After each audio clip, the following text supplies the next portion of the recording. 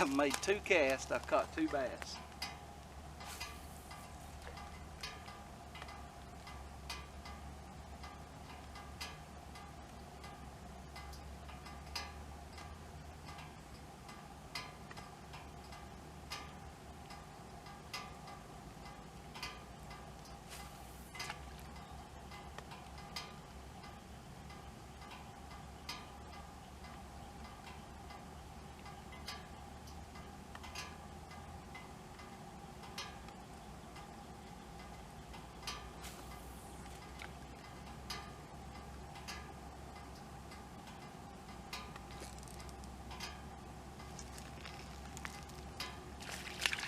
Oh, got off.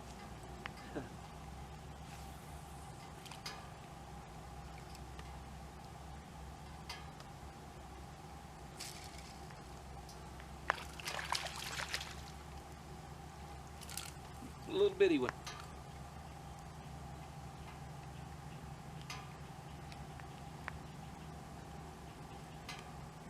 A little bitty guy.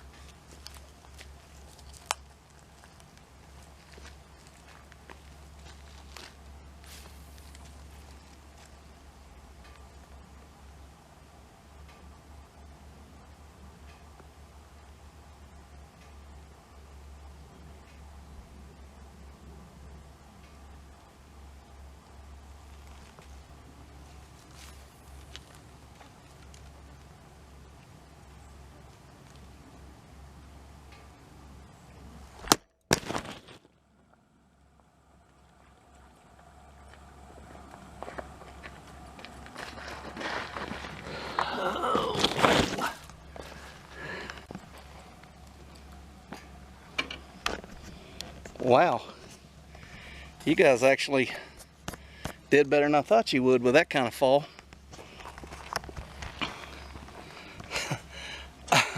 I've driven across this bridge, this little road. We call this the slough. You can see it's just a bunch of flooded buckbrush. It's just a little drainage. And I've bow fished here over the years and shot carp and buffalo and mainly gar.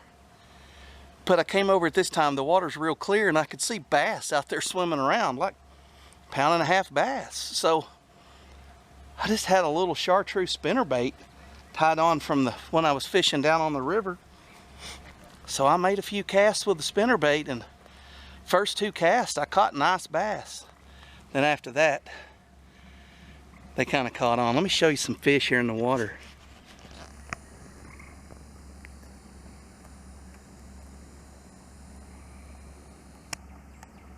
I don't know how well you can see that little bass.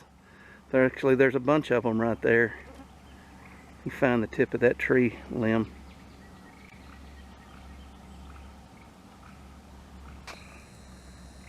The problem is this: there's no way to cast. If you could cast here, you've got all this stuff here underneath you.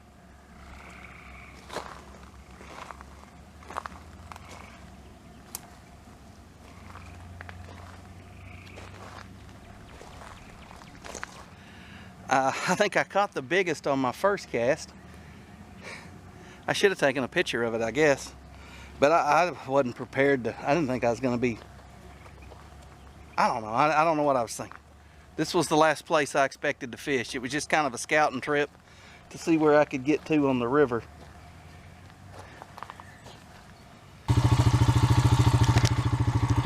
Okay, I drove past this pond earlier and it had like maybe, I'm gonna guess around 100 blue-winged teal on it.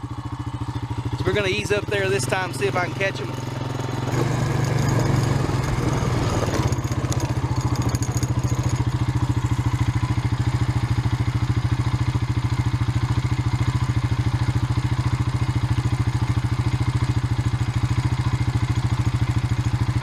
You see them all? That ain't all. That's some. Let me get you back out of here. That ain't all. That grass is flooded back in there.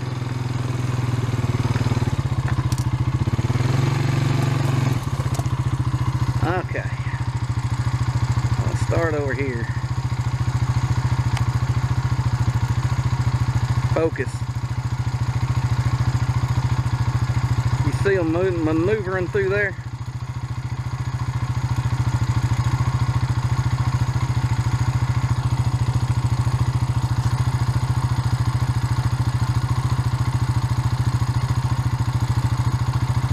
That's a bunch.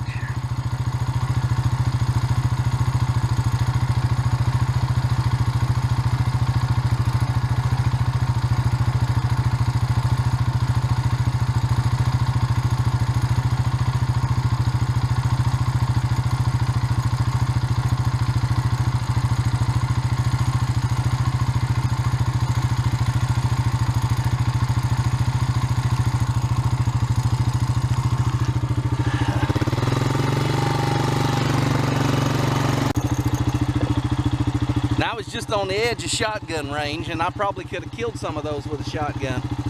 But they really like it because that grass, well, it's not grass, it's weeds are flooded. And that's what they're eating on, and they just don't want to leave. They don't want to flush.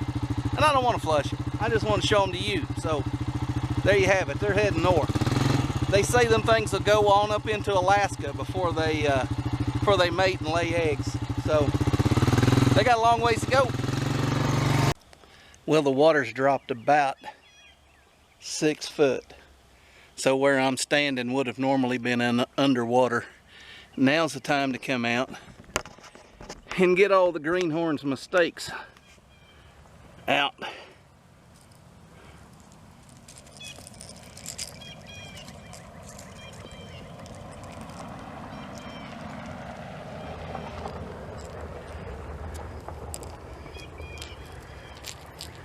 That's probably a $4 bait. Maybe $6 if I could see the brand. There's quite a few more. Let's go around and grab them. I've already grabbed some weights and corks. Let's keep looking. Tell you what, let's just break that off right there and take it all.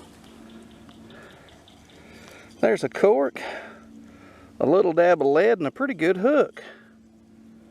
I got y'all in the hillbilly chest mount.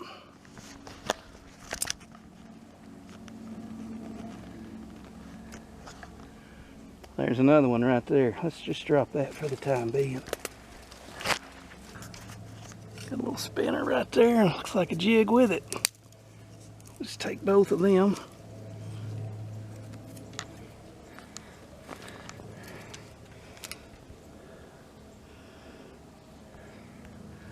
A couple of more hanging right here.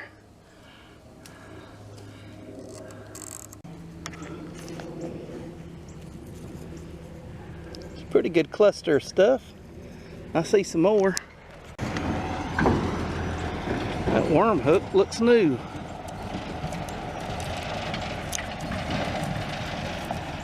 It is. There ain't nothing wrong with that. Alright, of course I didn't find the knife. That's mine. I just kind of put that there to keep that little bead from rolling away. I found about a 1/2 ounce, maybe 1.5 ounce sinker. Funny thing is, the guy had like 4-pound test and he's throwing that.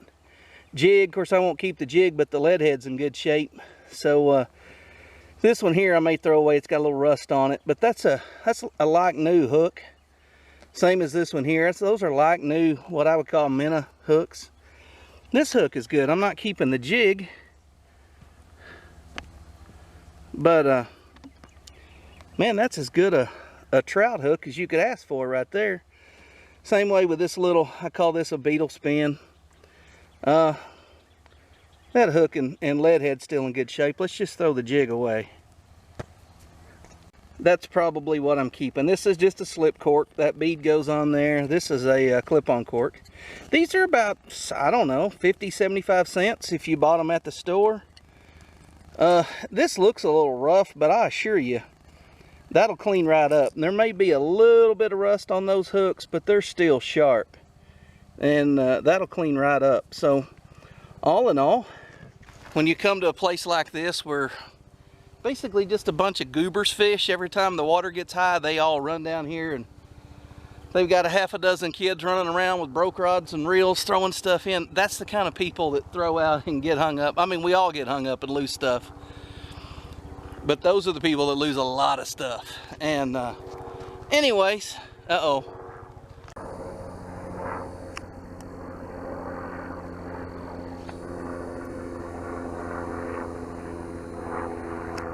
Big brother.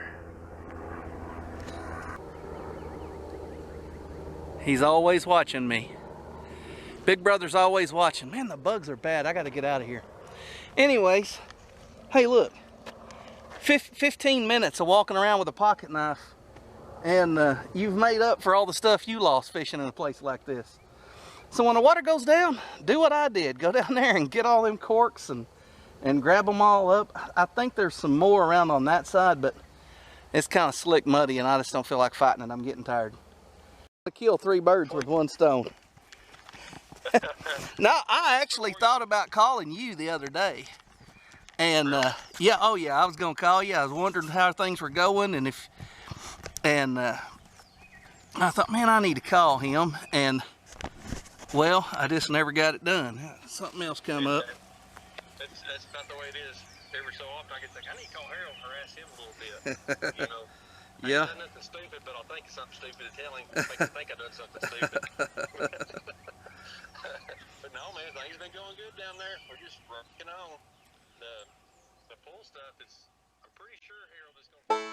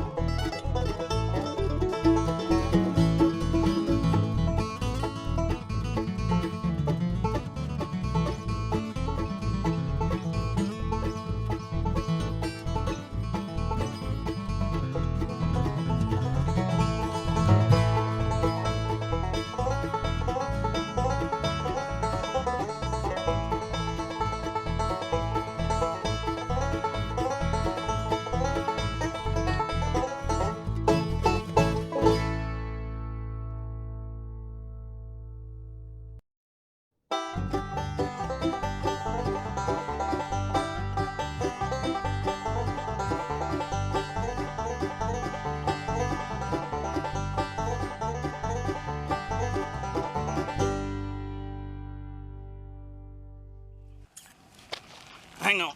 All right. I got to sit down and talk to Michael for a while. I'm going to turn y'all off.